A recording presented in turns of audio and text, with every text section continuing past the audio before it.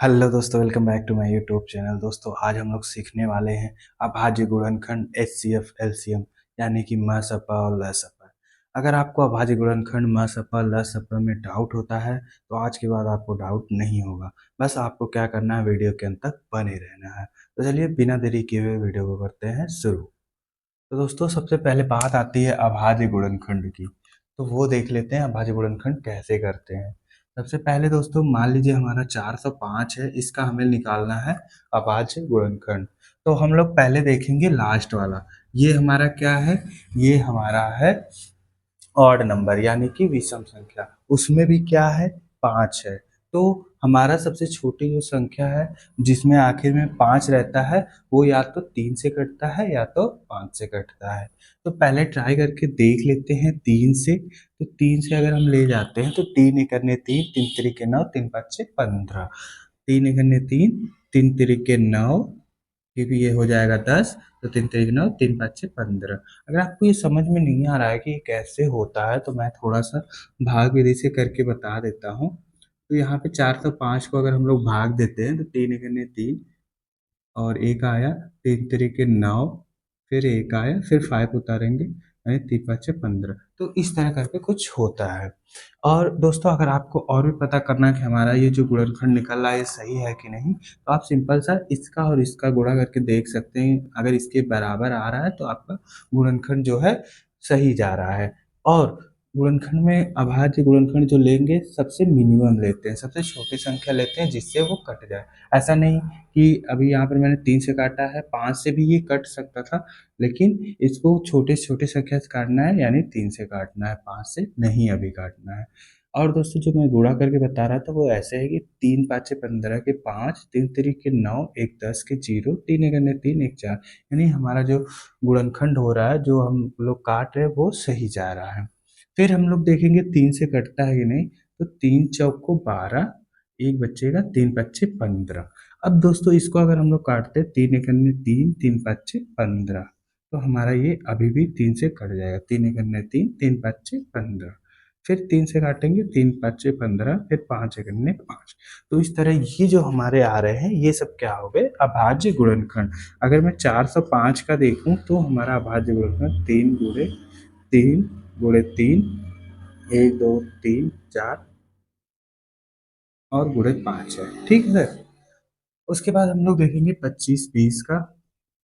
इसके लास्ट में 0 है तो ये हमेशा किससे जाएगा, 2 से जाएगा। और किससे जा सकता है, 5 से जा सकता है। और किससे जा सकता है, 10 से जा सकता है। तो 2 से ही पहले ट्राई करते हैं। 2 करने 2, 2 दूनी 4, 2 छक्का 12 और 0। फिर 2 छक्का 12, 2 तीन 6 0। फिर 2 तीन 6, 2 एक करने 2, 2 पाँच 6 10। अब देखिए 5 आ गया है। पहले 3 से ट्राई करेंगे। 3 एक करने 3, फिर नहीं 3 एक करने 3, फिर 0, 3 5 15 कट जाएगा। तो 3 एक करने 3, 0 बढ़ाएंगे, 3 5 15। अब फिर 3 से 3 तिरिके ना, 3 5 15 यानी 3 तिरिके 9 और 3 5 15, 35 आ गया। 3 एकने 3 नहीं कटेगा तो 5 से काटेंगे। 5 7 35, फिर 7 एकने 7। तो ये जो हम निकाल रहे हैं दोस्तों यही हमारा कहलाता है अभाज्य गुणनखंड। अब इसका अगर मैं 25 20 का निकालूं तो ये 2 गुणे 2 गुणे 2 गुणे 3 गुणे 3 गुणे 5 गुणे 7। ठीक है दोस्तों, ये जो हमारा निकल रहा है यही अभाज्य गुणनखंड निकल रहा है हमारा। इसके बाद दोस्तों अगर एचसीएफ की बात करें तो हम लोग क्या देखते हैं कि दोनों में जो कॉमन फैक्टर हो वही हमारा क्या कहलाता है, एचसीएफ कहलाता है। जैसे देखिए यहाँ पर दो नीचे वाले में है, ऊपर वाले में नहीं है, तो यानी कि ये नहीं होगा। यहाँ पर देखिए 1 2 3, ये 3 और ये 3 ये दोनों में कॉमन है। ये 3 दोनों में कॉमन है। ऐसा नहीं है कि एक ही जगह पे हो, तब भी आप इस 3 को इस 3 से भी कर सकते हैं, इस 3 को इस 3 से भी कर सकते हैं। बस हमें कॉमन मिलना चाहिए ऊपर नीचे कैसे भी। और यहाँ पर भी देखिए ये कॉमन मिल रहा है। ठीक है। तो अगर हम एच सी एफ की बात करें तो यहाँ पर 3 गुणे 3 गुणे 5, तो 3 तिरिक 9 5 45 यानी एचसीएफ हमारा आ गया 45 45। ठीक है दोस्तों, तो ये होता है एचसीएफ निकालने का। पहले क्या करते हैं हम लोग, अभाज्य गुणनखंड निकाल लेते हैं, फिर उसमें जो कॉमन फैक्टर होता है दोनों में उसको ले लेते हैं, एंड देन दोस्तों उसमें से एक एक का हम लोग क्या कर लेते हैं, गुणा कर लेते हैं। तो इस तरह हमारा क्या निकलता है, HCF निकलता है। रही बात एलसीएम की, तो एलसीएम के लिए थोड़ा सा हम लोगों को एक काम और करना पड़ता है। जैसे 405 का अगर हमारा है तो यहाँ पे 3 × 3 × 3 × 3 × 5, तो 1 2 3 4 5 है, ठीक है। और 25 20 का क्या है, इसका भी देख लेते हैं। ये भी है 2 × 2 × 2 एंड देन दोस्तों 3 × 3 × 5 × 7, ठीक है। अब इसका क्या, 405 का अगर हम लोग देखें तो इसको हम लोग ऐसे भी लिख सकते हैं, 1 2 3 4, यानी 3 की पावर 4 या घाते 4 × 5 की पावर 1, यानी 5 की घाते 1। इसको ऐसे भी लिख सकते हैं। और इसको भी दोस्तों इसी तरह बना लेते हैं, 1 2 3, यानी 2 की घाते 3 गुणे 1 2 3 की घाते 2 गुणे 5 की घाते 1 गुणे 7 की घाते, तो 5 की घाते 1 गुणे 7 की घाते, ठीक है दोस्तों। अब हमको क्या करना है, हाईएस्ट घात वालों को लिखना है। जो भी अंक होगा उसके हाईएस्ट घात वाले को हमें लिखना है। तो सबसे ज्यादा अगर इसमें देखें तो 3 की पावर 4 की घाते हैं, एलसीएम इक्वल टू 3 की पावर 4 घाते हैं। और फिर उसके बाद 2 की पावर 3 घाते हैं, तो 2 की पावर 3 घाते हैं।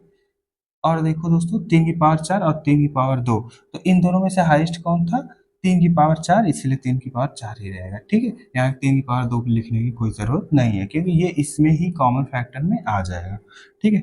फिर क्या हमारा है, 2 की पावर 3 के बाद हमारा है 5 की पावर 1, जो कि दोनों में है, तो 5 की पावर 1 लिख लेते हैं, और गुणे 7 की पावर 1।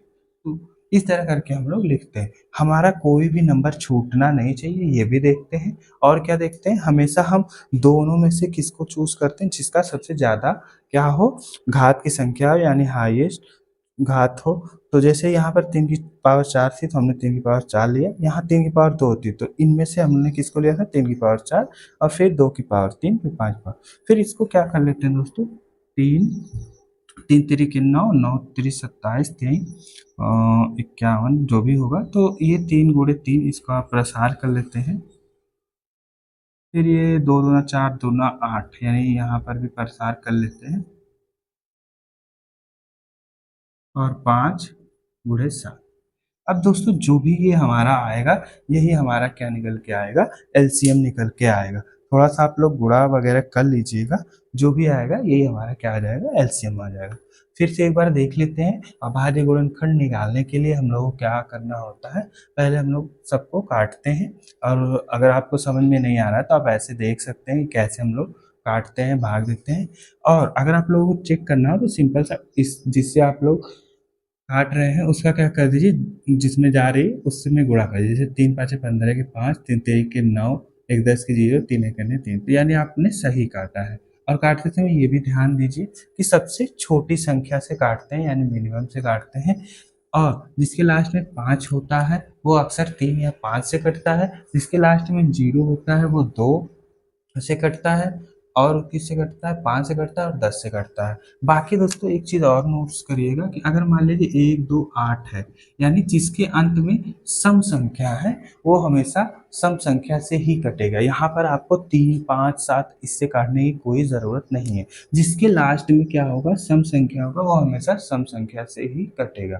और दोस्तों जिसके लास्ट में विषम संख्या होगी वो हमेशा किससे कटेगा, विषम संख्या से कटेगा। ये थोड़ा सा आप लोग लगाइएगा, क्योंकि अगर आप लोग इसमें उलझ गए कि ये सम से कटेगा या विषम से चेक करने लगे तो एग्जाम में ज़्यादा टाइम जाता है। तो आपको क्या करना है, अगर जिसके अंत में सम हो उसको सम संख्या से ट्राई करिए, छोटे छोटे संख्या से। जिसके लास्ट में विषम हो उसको विषम संख्या से ट्राई करिए।